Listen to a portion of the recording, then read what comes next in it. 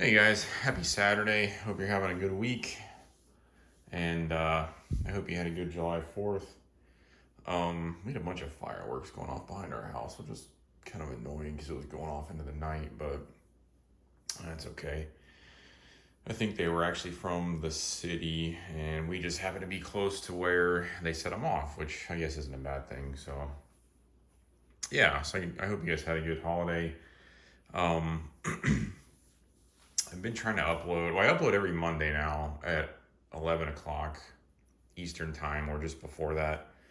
There was a guy on Instagram who set up a calendar for a bunch of different knife reviewers, and he penciled me in at 11 o'clock on Monday, so now I'm pretty much held to that commitment, which isn't a bad thing. I also may upload once or twice more during the week. Sometimes on Fridays, sometimes Saturdays. I still don't want to do an upload on Sunday. So yeah, this is my latest video here, and I wanted to talk about my favorite Spyderco factory. Now I know, some of you guys may not like this or agree with this. That's okay. We all have different opinions. But my favorite Spyderco factory is their Taichung, Taiwan plant. And I've had this opinion for a number of years now. I've owned probably 20 or more different knives out of the factory, out of the Taichung plant. You see 4 here that from my current collection. And I have a few more. I have the Thai stick, the birch chubby, the poachy or the pokey. I think it's poachy. I have the tough in crew wear, and a couple others, I think. I didn't want to lay them all out here because it was going to be too much on the table and too much for me to try to fumble around with my camera set up here. But yeah, so Spyderco's Taichung plant has been my favorite facility for a number of years now. And there are a number of different reasons for that. So the first one is, I'll move those a little closer. Every product out of their Taichung facility, in my opinion, has the best fit and finish out of any Spyderco model. And honestly, out of any other brand I've sampled that's in the same price range. So like if you compared a $250 Spyderco out of their Taichung plant with a $250 Benchmade, there'd be no comparison. I mean, the fit and finish on these is just fantastic. So this is the Techno 2, and by the way, they typically go with the titanium frame lock setup. Historically, their steels have been CTS XHP, and they've used like S90V on the tie stick. But they're branching out a little bit. Like the stovepipe here is in 20 CV, so that's a new one, I think, for them. You can see right there, barely. And then the orientation is kind of tricky here. The Spidey Chef, of course, is an LC200N. But back to what I was saying, the fit and finish on these knives is always just spectacular. I mean, the ones out of their Taichung plant typically run around the $250 mark. That's pretty accurate. And the edges are always knocked down nicely on the handles. I'll get to the other part of that statement in a minute. But the edges on the handles are always nicely knocked down. The titanium has a really nice, consistent look. And I don't know what the finishing on this is. Some kind of a blast finish, but it's always nice and even. So that Spidey Chef is only a few months old, but this sway back is probably a couple years old, maybe. You can see here the finishing is just as nice and consistent on this one. And again, the edges are nicely knocked down. Really, the only sharp edge is right here around the lock bar cutout, which you see that on a lot of knives. you know, they should have knocked it down, but at the same time, it's probably not very easy to do so, because I would imagine, yeah, I don't know how they would do that. I guess throw it in the tumbler or whatever they use, just like this scale without the clip to get that portion. But yeah, I'm not gonna hate on them too much for that. And then the Techno, you know, again, this is a little bit sharp, not as bad as on the Swayback, but all of these, you can see the chamfer there, and then on the inside, there's a little bit of a chamfer right there. So that's really nice. They typically have good, strong designs as well, which, you know, the design aspect isn't really related to the facility, at least to my knowledge. I'm not really going to attribute that as a strength. But yeah, the fit and finish is always excellent. I also appreciate the prices on these. Like the Swayback, if this was made in America, it would probably cost, considering the smoothness of this knife, I mean, it's, you know, it's perfectly centered, as you can see. It has the lock bar insert there. Would probably be $300 plus. I mean, it would be very expensive if it was produced in America. Taiwan, I think when I bought this, it was 200 and some dollars. Although the retail on those may have crested $300 recently. I haven't looked at the Swaybacks for a while, but it would be mid 300s, maybe even close to $400.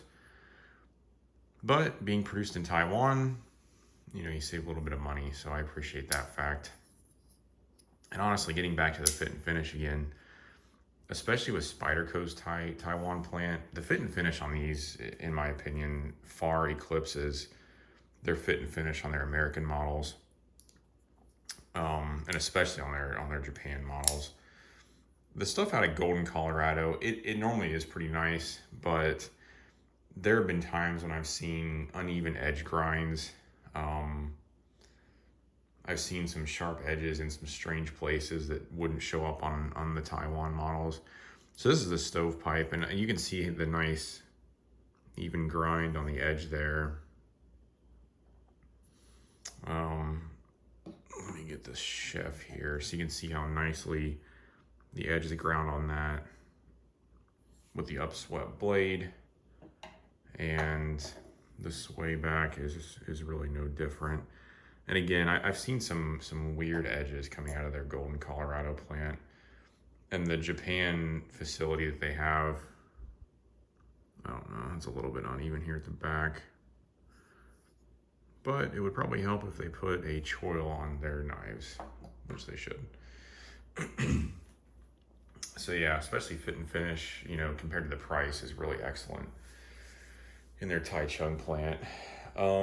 They also seem to have, I may be out of line with this, but they seem to give their Taiwan plant the more difficult models to produce.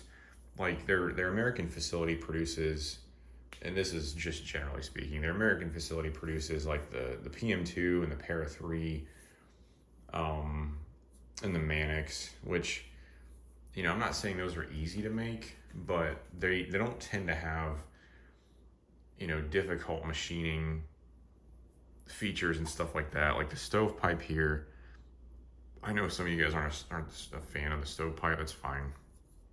But this is still a good example of their fit and finish and their machining prowess. So you can see here it has these cutouts in the handle scales. It has this nice milling here up toward the front around the pivot. The blade has this nice little cutout feature on each side, and the pivot itself, and the clip on this is nicely machined. So you can see they just do really high quality work. They tend to produce models, you know, the tie stick is another example, which you can check out my video on that, is another example of a model that's, you know, the grind on that is insane. Like I've never seen a grind like that come out of one of their other facilities. Now, I guess the exception to this would be their like civilians, their matriarchs, stuff like that that Japan produces, because those would be very difficult to grind as well, and the serrations on top of that.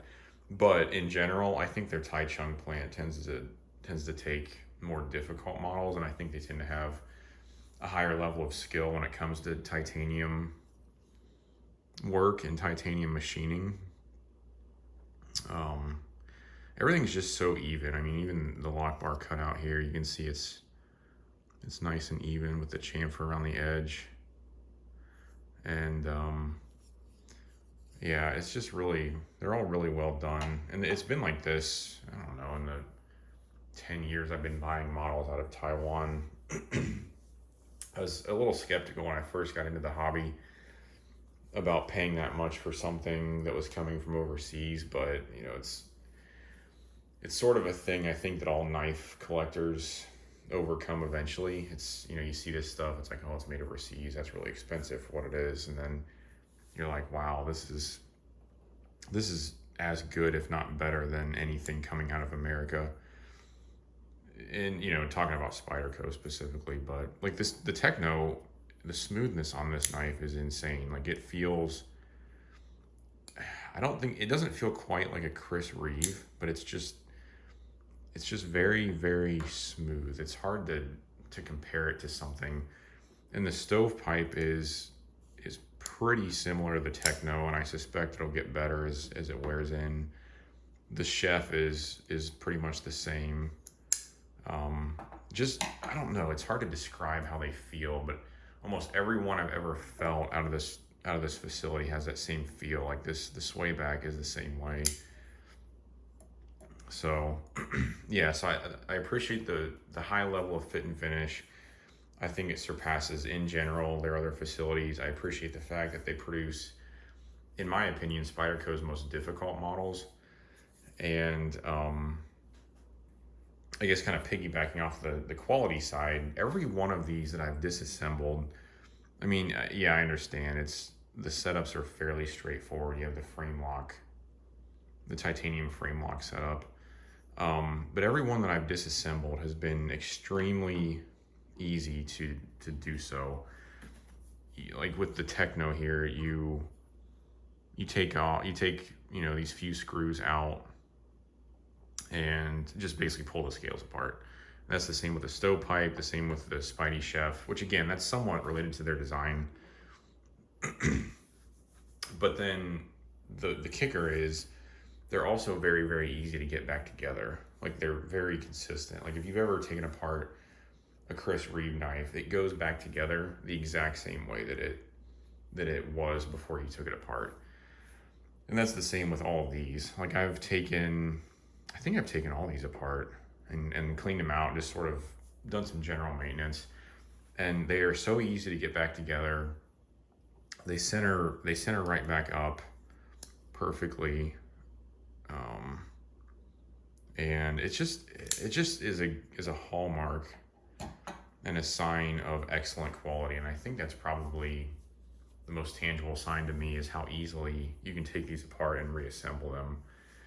It's just a really good quality, and they're you know, it makes them easy to maintain. If you get crap in the handles or in the pivot or whatever, it just makes your life way easier. So yeah, so those are my reasons why I like Spyderco's Taichung plant the most out of their facilities. And I think, you know, even comparing to other brands like Benchmade,